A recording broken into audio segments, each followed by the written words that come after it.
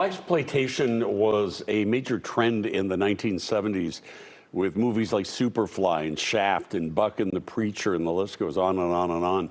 The NAACP called some of these films a poor representation of the black community, yet the films were financially successful, especially because the main characters were people of color.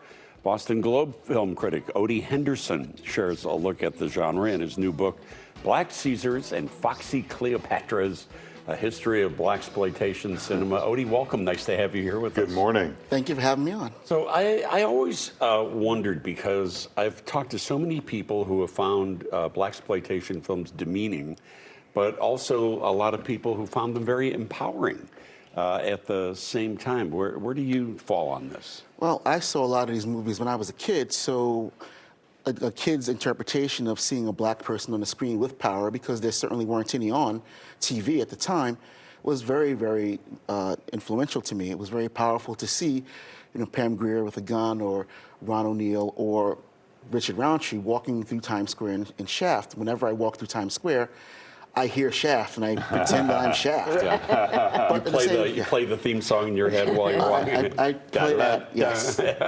But I'm not Shaft. But but there are some elements of these movies that are potentially demeaning, but it's exploitation, so you would expect that there'd be some salaciousness, some salacious material. As the period went on, the movies became a little bit more demeaning, and I think that's one of the reasons why they started to lose favor. But, if you're a little kid in the hood like I was growing up, and you saw your neighborhood on the screen, you felt seen. So despite those stereotypes, did people not really recognize them, just because in the context of media, that's all you saw in regards to black people? Well, the NAACP and CORE, they started a whole coalition against blaxploitation.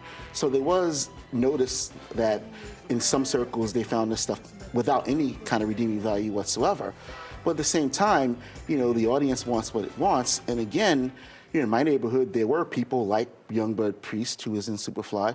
There were people like Coffee, like my aunts, who were very tough women who didn't take any guff.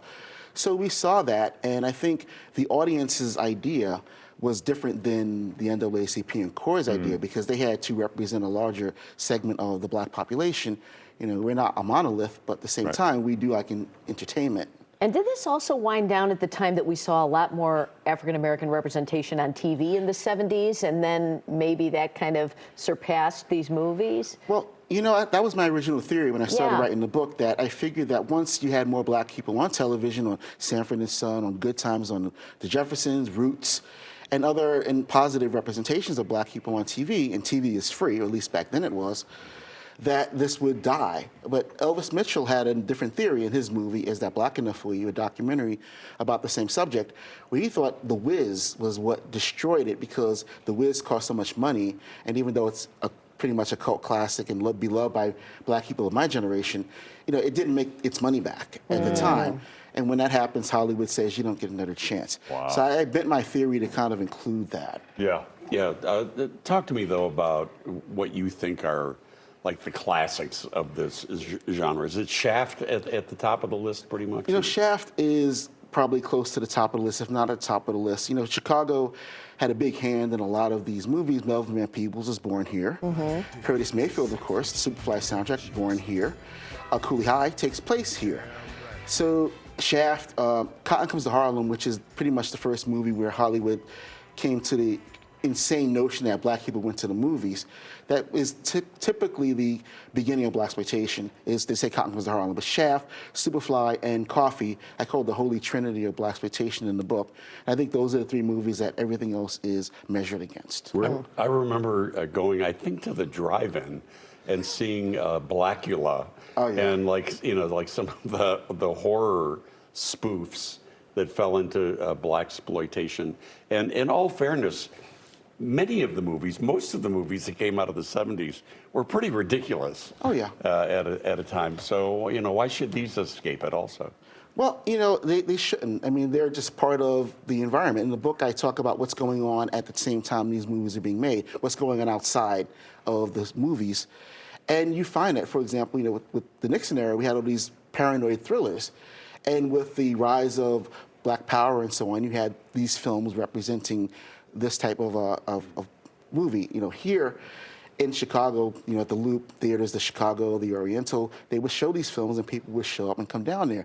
So there's really no reason for them not to be included. The 70s had great movies, but as you say, they also had some very insane movies. Look at Smokey and the Bandit and White Line Fever, all of these other films. So I think they're just a piece of that entire era. But then there were some big blockbusters that kind of appealed to everyone, like Star Wars, right? And when Star Wars and Jaws came along, I thought that was what pretty much would kill it, because now you have films that don't necessarily focus on black representation or black people in them at all, and they're enormous hits, and it's not just white people going to see them. That was, again, my original theory. Did any of those stars from blaxploitation cross over into a more mainstream movie career? Well, you know, Richard Roundtree had a very long career. He just passed away. He had a long career on television. His last movie, he was with Jane Fonda. He played her ex-husband. I thought the idea of Shaft and Barbarella being married to each other was just way beyond my wishes of anything that could ever happen.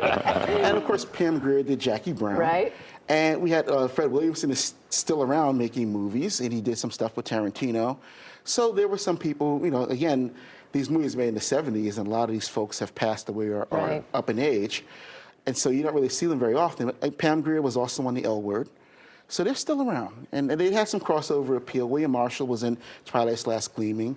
And he was the king of cartoons, don't forget, on Pee-wee's Playhouse. Yeah, and celebrated by Quentin Tarantino in many of his films, right? Right. And they remade Shaft with Samuel L. Twice. Jackson. Yeah, I mean, so it's a genre that is, you know, still alive and well. And you're going to be doing a special screening tonight of Superfly at the Music Box Theater. See it on big screen. As 35 millimeter, no less. To be All right. Yeah, you can check out their website to get more information. Odie Henderson from the Boston Globe. Thank you so much for being Thanks for being here. Thank you so much.